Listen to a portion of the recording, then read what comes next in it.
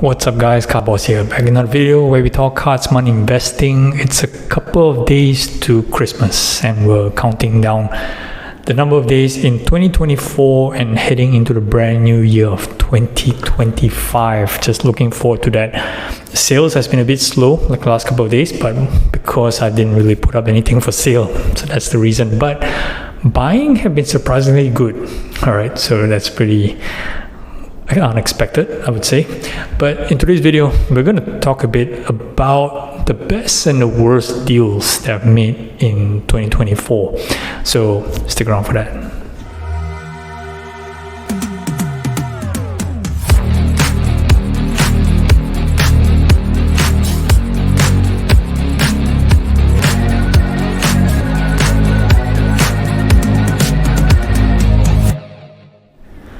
Okay, welcome back guys. So by now hopefully you guys have watched my previous videos, and I kind of did some recap on how 2024 have been for me financial wise. So I'm gonna do a full year in recap video, probably the next video after this one or maybe the one after that, but in this video I'm gonna talk some of the best deals I've made, some of the best and some of the worst. Okay, now when I say best and worst, doesn't mean it's financially the most amount of profit or the highest amount of loss. Yes, that's part of the consideration, but more of the actual learnings that I got from these deals, which I want to share with you guys today. So let's get started, right? I'm going to talk a bit about the worst ones because you guys like the bad stuff first. Now, I spoke about the Victor Wembanyama deal, right? The Topps Mercury 101 Superfractor. I did a full video on it. I'm not gonna spend a lot of time on it, but financially, that's the worst deal I've made in 2024, right? So without that deal, I talked about it in my last video on my P&L, right? Without that deal, I would have it increased my profit, by about $8,000 for the year. Essentially, that's 20% increase from my overall profit for the year. So that one deal alone, kind of like a huge dent to my business, right? So it was a huge read, right? Lesson learned. Share talked a lot about that. So that was kind of like the worst deal I made. Okay. Now, when I'm looking back at all my other transactions during the year, I sold about 600 odd cards, in the whole year. On average, about 50 cards per year, right? Some high, some low. And of course, I made profit on some. There were some losses. But aside from the Victor Wembanyama, okay, I didn't really note any significant loss on a single particular card. Yes, there was some that I lost a couple $100 here, some I lost more than 500, but in general, the losses were up and down. There was some that when I sent for grading and it didn't get the grade I wanted and I sold it at an L, so that happens. But one particular pattern that I noticed when I look at the cards that I made losses, okay, consistently, was cards that I purchased graded, right? You'd be surprised. Now, I don't normally buy cards graded outright unless they meet a couple of criteria, right? Number one, the card itself need to be of high quality, which means normally they would be the GOATs, right? The Jordans, the Kobes, the LeBrons, the Stephs, okay? Lucas even as well. And I know I don't buy some random players, right, and graded. And I would buy a high quality graded card, right? I wouldn't, buy something that's a PSA 7 or a, BGS 5 or something like that. It didn't matter whether or not it was, a PMG, right? I did dabble into PMGs on a low grade, PSA 3, PSA 4, mixed results on that, but never going back into this. But most of the times, right, I've decided that I want to go into only high quality graded cards if I was going to buy them graded. Now, that actually bit me a couple of times, and I'm going to show you some examples, okay? Now, it's not because that I paid super strong for these, okay? So the first example I'm going to give here is this 2009 exquisite Stephen Curry rookie auto, right? PSA 9, that's a top grade, right? Now, of course, he's not in his Warriors jersey, right? He's in his college jersey. Now, this card, of course, you don't talk about the times that during the pandemic, it was trending pretty high, above the tens of thousands, okay? But in my mind, this card had a rough fair value to me, right? When I assessed this particular Curry auto at roughly about 10K. Okay, you guys may agree or disagree, but I have the rough valuation on this PSA 9 at roughly about 10K. So when I picked up this Curry, right, for $8,100, let me check, when did I pick it up? I picked it up in August of this year, 2024, for $8,100. I figured I caught a decent deal. Not a great deal, but a decent deal, but something that was a solid pickup in preparation for the upcoming season. Okay, which then I subsequently sold on October, just right at the start of the season. But to my surprise, right, it only sold for $7,800, right? So $7,800 is not a far difference from the $8,100, but that says two things. Number one, there isn't much growth in the card. My valuations was clearly off because I thought that it was going to be valued at roughly about 9K or to 10K. And moreover, I purchased the card during the off season in August and sold the card during the start of the season, where most of the times, right, it's believed that card prices are generally higher in the start of the season, but definitely that's not true for this Curry. Even a player as popular as Curry, given that how he has performed during the Olympics, how much hype, how much story that he has behind him, but it didn't just work out for this card. Well, particularly, could be a reason that it's not in his Warriors jersey, maybe, but again, this is one of his top rookie cards, the Exquisite 2009. So not sure, but this is one of the examples.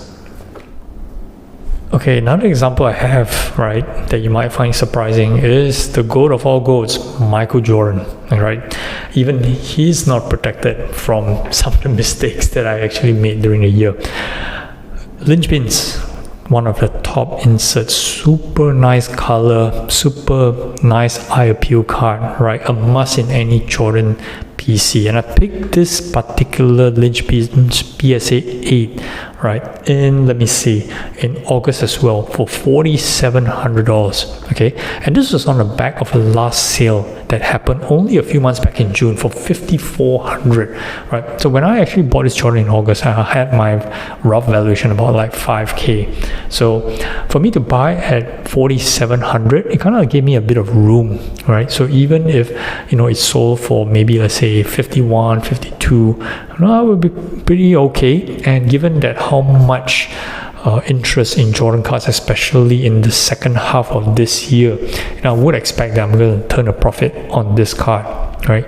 And I sold it in October, and one of the reasons I actually sold is because I actually acquired a BGS 9 Linchpins, which I felt it had decent subgrades, and I felt that it has a nicer looking card, and a lot of my other Jordans were already in the BGS slab, right? I'm not don't call me a super fan of BGS, but just so happens that the rest of my Jordans was in BGS, right? So I decided to move this PSA 8 in October. Now, Jordan's retired, obviously, so it's nothing to do with the start of the season, but of course, interest in basketball cards in general is pretty strong during the months of September, October, leading up to the start of the season. But to my surprise, this Jordan sold for only $4,500 and net about like $4,200. So purchase price $47, sold 42, net lost about $500. Okay, on a Jordan, on a strong insert, decent grade PSA 8.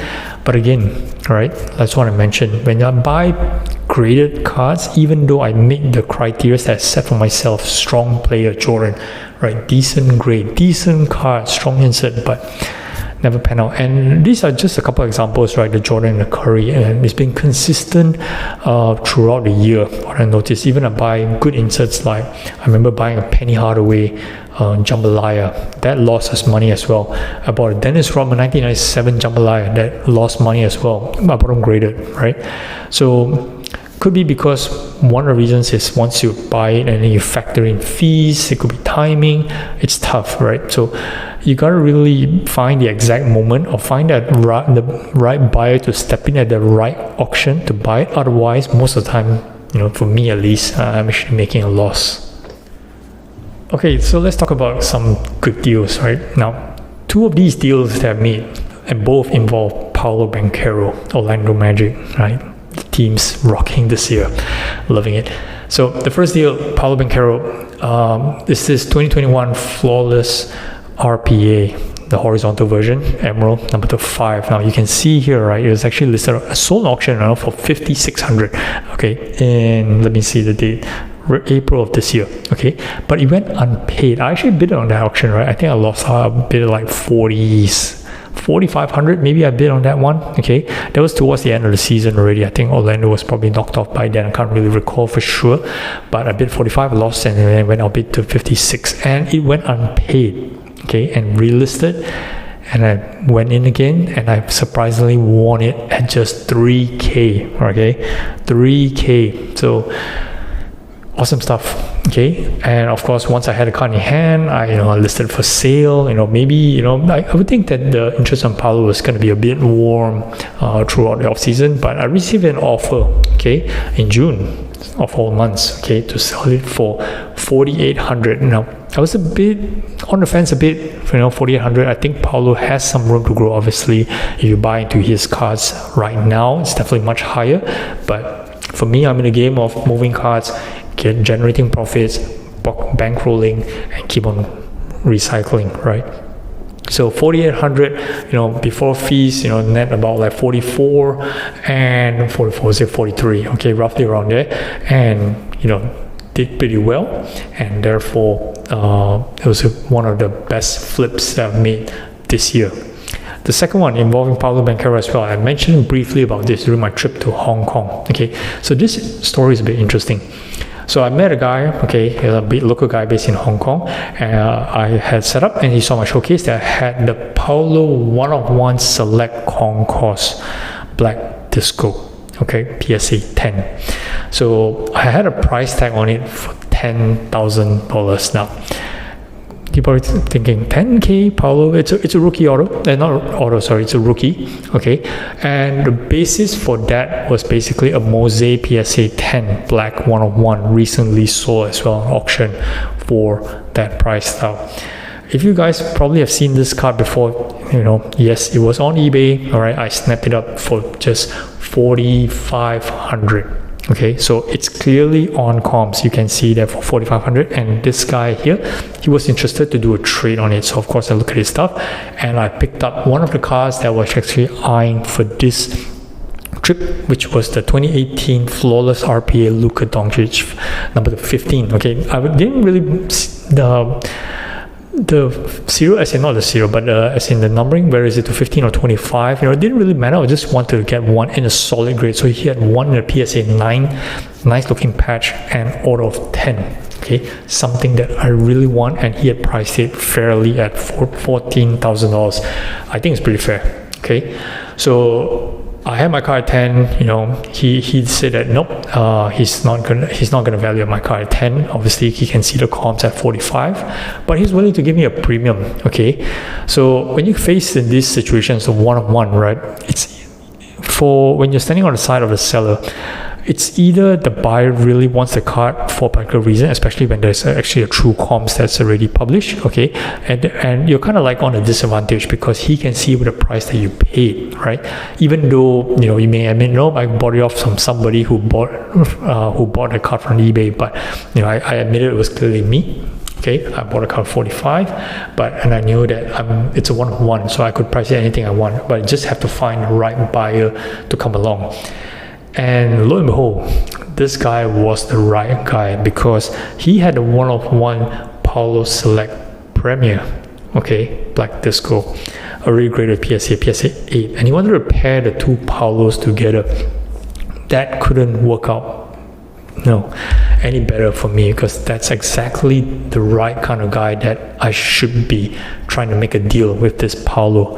So we bounced around the numbers a while, and I had to put in an additional Paolo Flawless RPA 015 PSA 9 to the deal, and to try to balance up the trade. Okay, so we had the Paolo value at roughly about like 8,000 or 8,500, and we made a deal for the Luka, which was super stoked for me. Okay, super stoked. Okay, and of all the places that I wanted to put the Paolo, and I found the right guy to move the Paolo to, who wanted to match. He had a matching Premier to the concourse, right? So I think it worked well for both of us. So one of the better deals that I made this year, and it came from the very first show that I actually set up for in Hong Kong.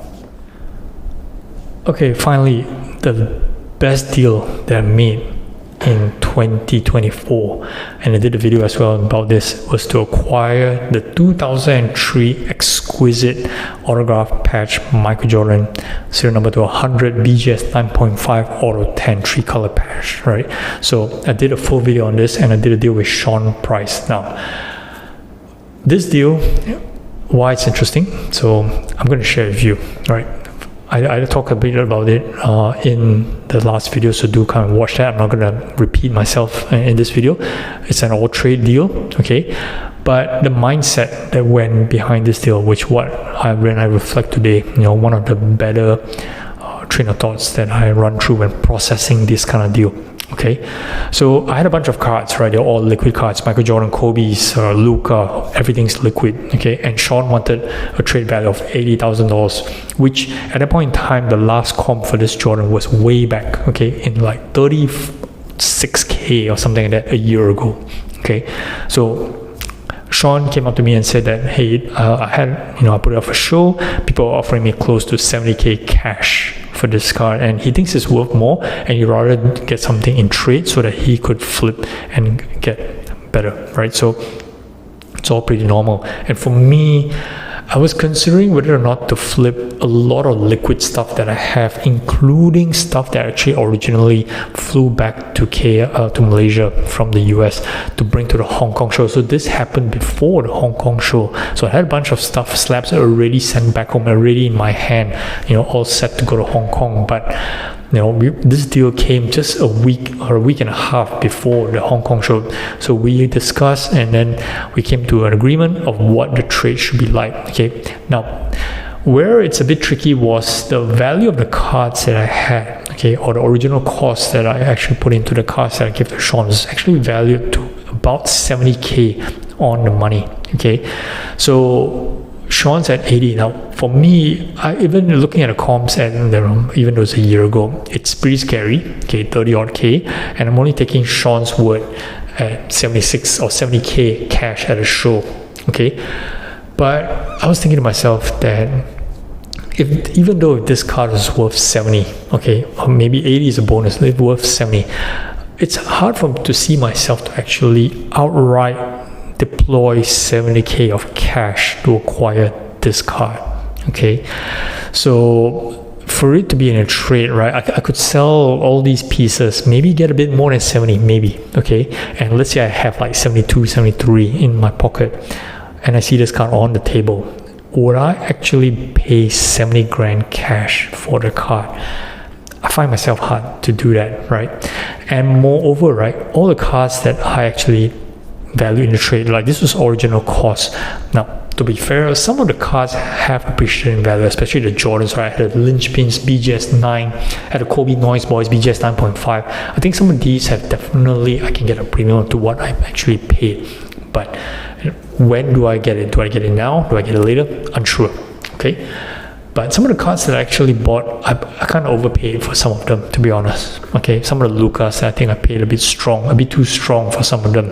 So happy to get out from those cards as well. Kind of like the plus and minus. So the premiums and the downsides on some of these cards kind of like net off each other. So I would say that I'm firm on, if I were to sell all those stuff today, I'll be getting 70K of cash. Okay.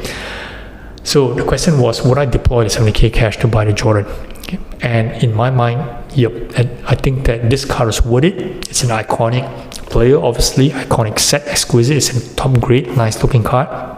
And if I wanted to sell this card in the future, I have no problems, getting good value for it. The question was, what's the value I was going to get for this Jordan, which is interesting. Okay. Again, it's anybody's guess. I'm thinking Sean's word at 70K cash. And for me, it's like, okay, fine, right? I believe it should worth about that value as well. If I did all my homework, 70 to 80, in my mind it was like 80. And we did a deal, obviously, all right, so I just crossed my fingers. I just booked in the card and on a trade value, okay, because there was no exchange of cash. And a couple of weeks later, or in fact 2 weeks later, I noticed that Heritage had one for sale, a PSA 9 equivalent. The patch looks roughly about the same. They're close for 240k. I messaged Sean about this. Both of us think it's bogus. I just saw a Facebook post that said it's legit. I'm not sure. I doubt it's 240k.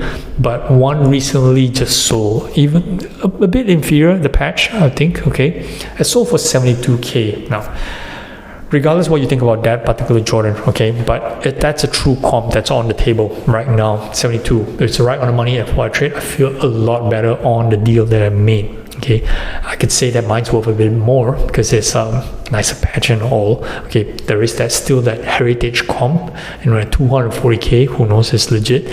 But for me, when I look back at the deal, now that's like a few weeks already removed from completing a transaction, I feel a lot better with the deal. I can say that it's one of the better trades I made this year. It was quite a fast turnaround, right? It took like 2 or 3 days of talk, and we got the deal done. Logistics had the card fly here and there. I talked about that in the video.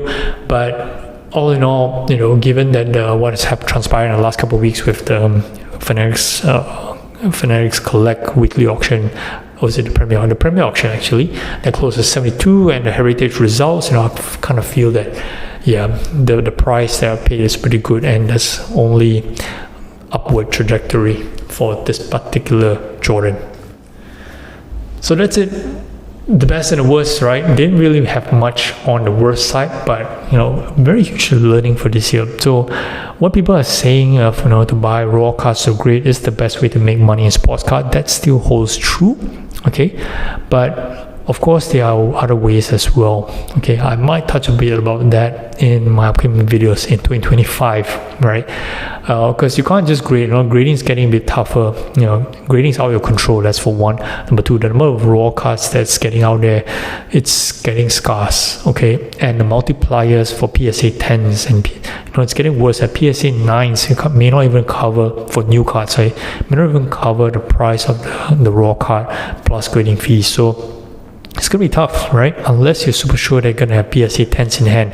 If everybody tells you that, yep, just do this and then get PSA 10s and double your money, it doesn't work all the time. My PSA 10 run rate, to date, since the day I started in 2019, 2020, okay, it's under 15%. My gem rate. Now, of course, the number is skewed a bit because I work a lot of 90s cards and I don't get gems for many of those, but 15%, less than 15%, okay, gems. Not sure what you guys think. Maybe I just suck at grading. Okay, all right. That's all I got for this one. Merry Christmas to you guys for those who are celebrating. Happy holidays. Travel safe till next one. Do like, subscribe. Thanks for watching, guys. Couples out.